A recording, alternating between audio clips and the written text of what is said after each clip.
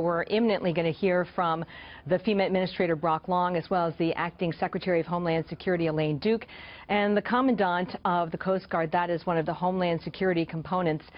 Right now we're at what's called the NRCC, which is the National Response Coordination Center. This is really the hub that is directing the federal response. And to give you a sense of the scope of this operation, they have 3 smaller incident response centers to help execute the operation, and these incident response centers are closer to Texas. Now, we got a lot of numbers in terms of the federal response, but I want to draw your attention to a handful of numbers which will really help you understand the scope of the operation. 8,800 federal employees have now been deployed to respond to Hurricane Harvey. Number 2, they have pre-positioned assets, nearly 3 million meals and 3 million liters of water.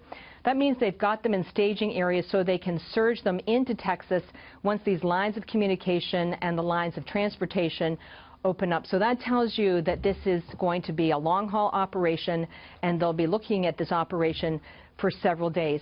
In addition, they have 1,100 personnel who are part of these urban search and rescue teams, and they also now have what's called a swift water capability, which means that they're able to move quickly into these areas to try and effect the rescues. So we're just a few seconds away from getting the latest update here at FEMA headquarters. But based on my conversations with individuals here, they say this is probably the greatest single response the federal government has had to launch to a natural disaster in the history of the United States, and of course, especially in the Gulf Coast with Texas. Shannon.